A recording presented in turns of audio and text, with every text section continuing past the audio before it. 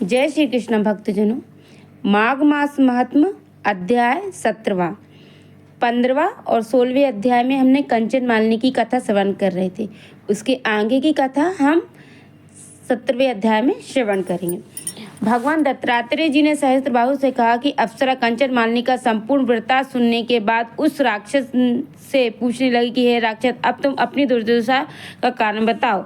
स्पष्ट रूप से कहो कि किस महापाप के कारण तुम इस राक्षस योनि को प्राप्त हुए। राक्षस बोला, हे देवी, अपने पूर्व जन्म में मैंने काशी में वेद पाठी ब्राह्मण था। पवित्र काशी में उत्तम ब्राह्मण कुल में मेरा जन्म हुआ था। मैं पवित्र कुलोत्पन्न शास्त्रज्ञ तथा धर्मज्ञ था, किंतु मैंने दुराचारी और हिंसक राजाओं, शूद्रों, चंडालों तथा महापापियों से अनेकों बार दान ग्रहण किया।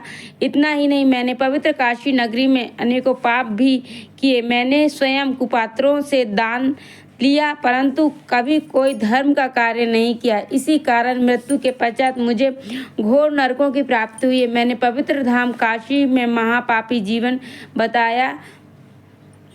बिताया था, अतः एवं मैंने अत्यंत काल तक नरकों में यातनाएं भोगता रहा। अपने पूर्व जन्मों के हाल बताते हुए राक्षस ने आगे कहा कि हे देवी, नरकों के भीषण दुखों को भोगने के पश्चात 2 बार गिद्ध के रूप में, 3 बार व्याघ्र के रूप में, 2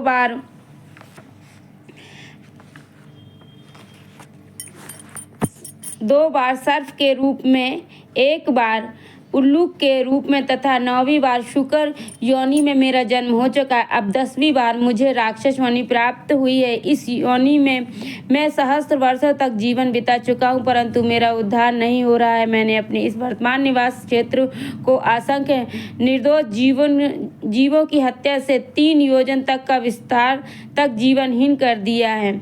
मैंने अनेकों निरपराध जीवों की हत्या की है, जिसके पाप से मैं घोर दुखी हूँ तथा अशांत हूँ। हे देवी, आपके दर्शन मास का पान कर मुझे अथाह शांति मिली है। आप कृपा करके मेरे कष्ट का निवारण की युक्ति बताने की कृपा करें। राक्षस के इस प्रकार दीनता पूर्वक निवेदन करने पर परोपकारी अप्सरा कंचन मालिनी कुछ देर तक विचार करके बोली, हे राक्षस, मैं तुम्हारे पाप कर्मों से अवगत हूँ। तुम्हारे कष्ट का निवारण की युक्ति मेरे ध्यान में आ रही है। मैं तुम्हें अपने अनगणित माघ स्नान के फलों का कुछ अंश दान करूंगी, जिससे निस्संदेह तुम्हारी मुक्ति हो जाएगी। माघ स्नान के द्वितीय पुण्य फल का वर्णन करना देवताओं के लिए भी पूर्ण संभव नहीं है। हे राक्षस, इस पुण्य फल का मुझे स्वयं अनुभव है, इसलिए मैं तत्काल तुम्हें अपने माघ स्नान का फल दे रही हूँ।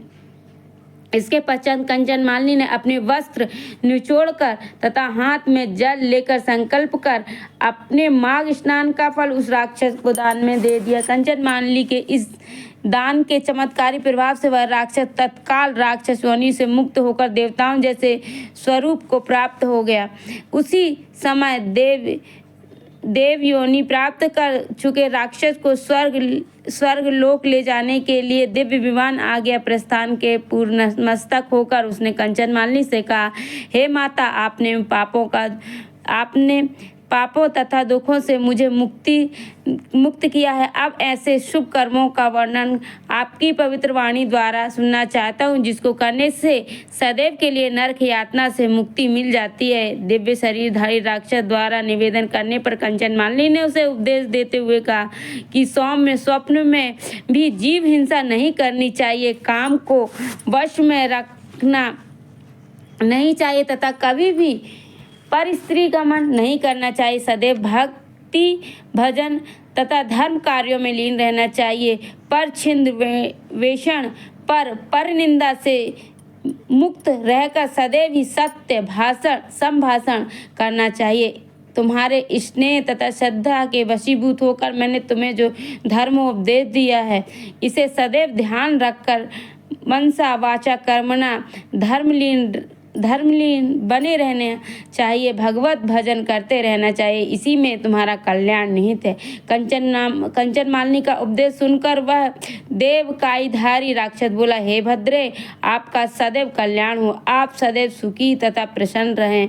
जब तक सूर्य चंद्र स्थित है तब तक कैलाश पर्वत पर निवास करती हुई महादेवी पार्वती जी तथा शंकर जी की कृपाएं प्राप्त करती रहे। ऐसा कहकर वह देवकायधारी राक्षस विमान पर बैठकर देवलोक को चला गया। अप्सरा कंचन मालिनी भी आकाश मार्ग से कैलाश पर्वत पे चली गई। हे राजन, जो श्रद्धालु इस अध्ययन का भक्ति पूर्वक पाठ करेंगे अथवा सुनेंगे, उनके समस्त पापों संतापों से मुक्त होकर सद्गति को प्राप्त होंगे। उसको स्वप्न में भी कभी कोई दुख नहीं होगा और प्रेत बाधा से मुक्त होकर जीवन भर धर्मलीन बने रहेंगे। इति पद्म पुराणे माघ मास महात्म 17वां अध्याय समाप्त। बोलो श्री हरिनारायण विष्णु भगवान की जय, माता लक्ष्मी की जय, राधा रमन लाल की जय, बाल गोपाल कृष्ण की जय।